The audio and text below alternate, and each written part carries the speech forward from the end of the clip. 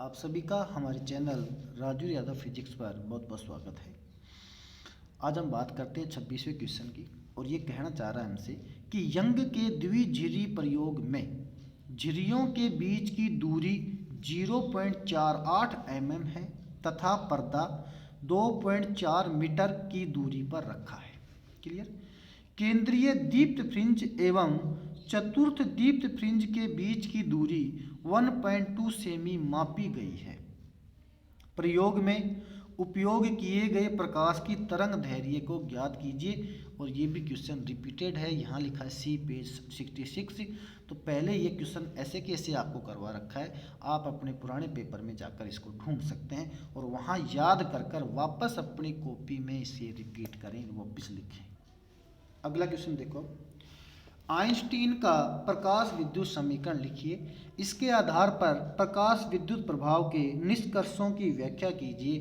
1 + 2 = 3 number का। तो देखिएगा आइंस्टीन का प्रकाश विद्युत समीकरण क्या कहता है, आपको याद हो तो कि जो आने वाला जो फोटोन था उसकी ऊर्जा hν का मान कार्यफलन ऊर्जा जो कि hν 0 होती है तथा इलेक्ट्रॉन की गतिज ऊर्जा जो ये होती है इसके योग के बराबर होता है। अर्थात hν बराबर होता है 1/2 m Vm² + hν 0, या इसको इधर भेज दो तो 1/2 m Vm² बराबर hν माइनस hν 0, या 1/2 m Vm² बराबर hν माइनस का ν 0। क्लियर। आगे देखिए, प्रकाश विद्युत प्रभाव के निष्कर्षों की व्याख्या क्या है। देखो सीधी सी बात है कि जैसे जैसे हम आने वाले फोटो, जैसे यहाँ से समझो आप, ये न्यू का मान अगर मैं बढ़ा दूंगा, न्यू क्या है बेटा, आने वाले फोटोन की आवृत्ति है। अगर मैं इसकी वैल्यू बढ़ा दूंगा तो जो इलेक्ट्रॉन निकल रहे हैं ना उनकी गतिज ऊर्जा बढ़ जाएगी। ये बात यहाँ लिखिए कि जैसे जैसे आपतित प्रकाश की आवृत्ति न्यू का मान बढ़ाते हैं तो उत्सर्जित इलेक्ट्रॉन की गतिज ऊर्जा में वृद्धि होती है, पहली बात। दूसरा देखो आप कि अगर मान लीजिए आप जो फोटोन डाल रहे हैं उसकी आवृत्ति न्यू 0 के बराबर है, अर्थात न्यू बराबर क्या है, न्यू 0 है। ऐसी पोजीशन में न्यू 0 माइनस न्यू 0 अर्थात 0 हो जाएगा। इसका मतलब गतिज ऊर्जा क्या हो जाएगी, 0। इसका मतलब ये हो गया कि अगर आप देहली आवृत्ति के बराबर आवृत्ति का फोटोन अगर डाल रहे हैं तो उससे निकलने वाले इलेक्ट्रॉन की गतिज ऊर्जा 0 होती है। ये बात यहाँ लिखिए। जब आपतित प्रकाश की आवृत्ति न्यू का मान देहली आवृत्ति न्यू 0 के बराबर हो तो उत्सर्जित इलेक्ट्रॉन का वेग 0 होता है। क्लियर।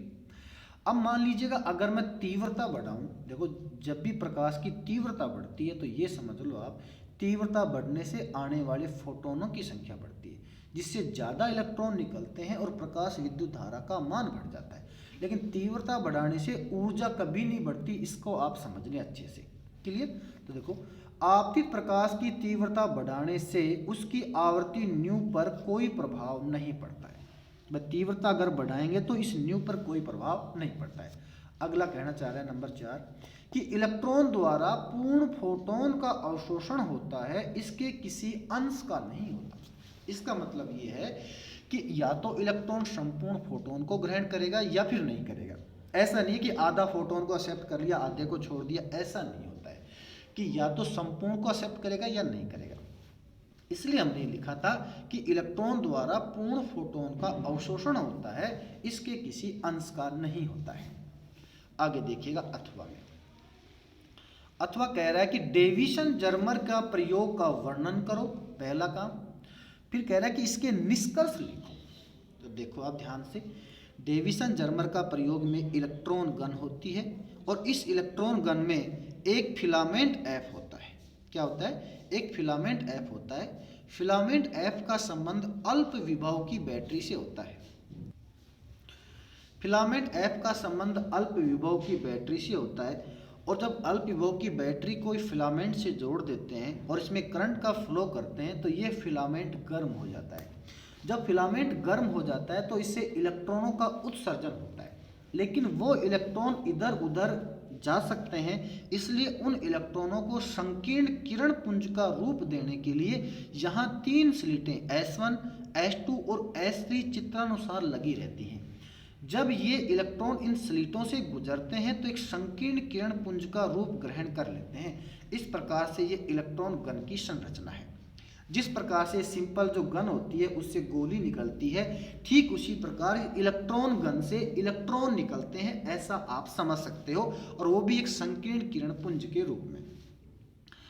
जब ये संकीर्ण किरण पुंज के जो इलेक्ट्रॉन है इस लक्ष्य टी से टकराते हैं, निकिल, ये निकिल मैंने गलत लिखा है, वह होता है निकल है।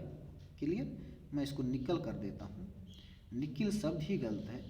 ये लो, निकल क्रिस्टल से टकराते हैं जिसे लक्ष्य टी का नाम दिया है।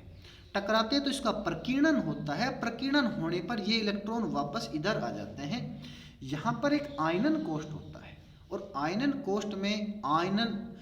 कोष्ठ में CO2 या SO2 गैस यहाँ भरी रहती है।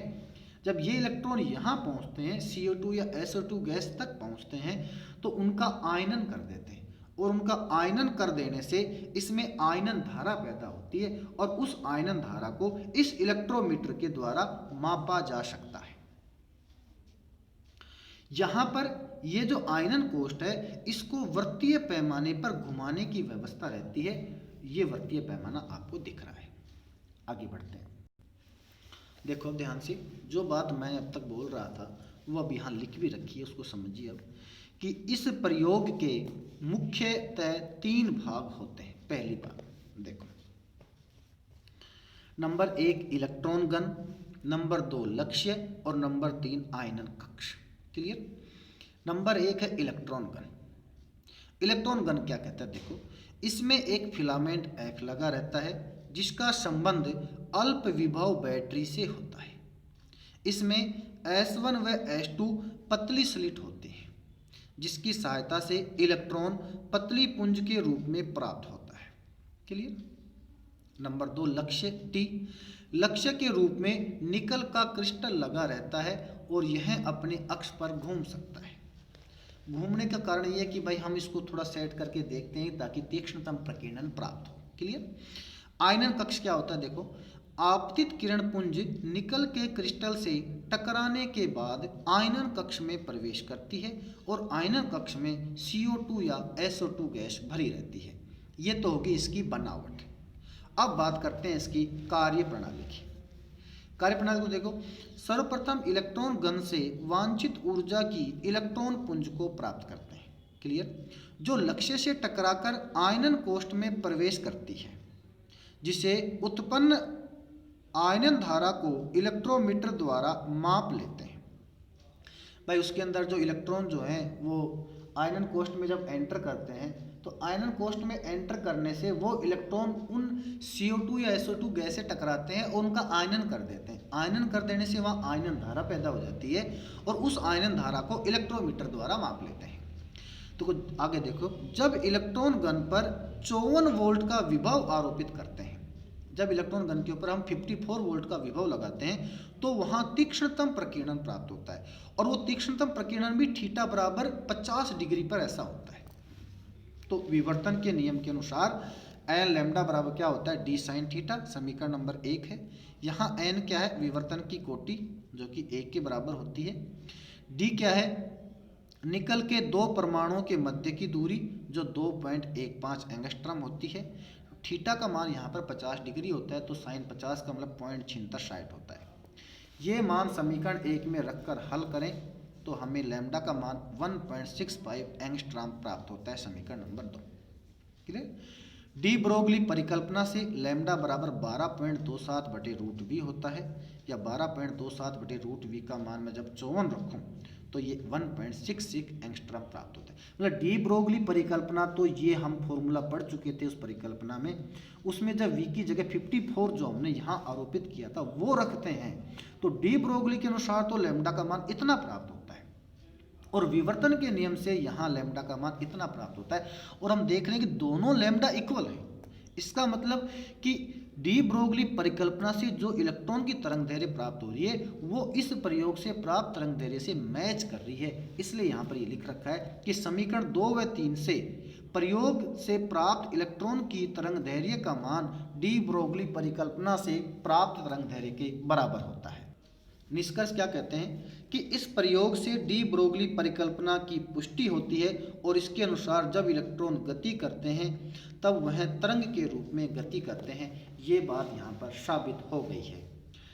आगे के अब 3 क्वेश्चन वो बच रहे 28, 29 और 30। इनका अध्ययन हम अगले वीडियो में करेंगे। अगर अभी तक आपने हमारे चैनल को सब्सक्राइब नहीं किया तो प्लीज़ सब्सक्राइब कर लीजिए, क्योंकि इसी प्रकार के यूज़फुल वीडियो मैं आपके लिए लेकर आता रहता हूँ। धन्यवाद।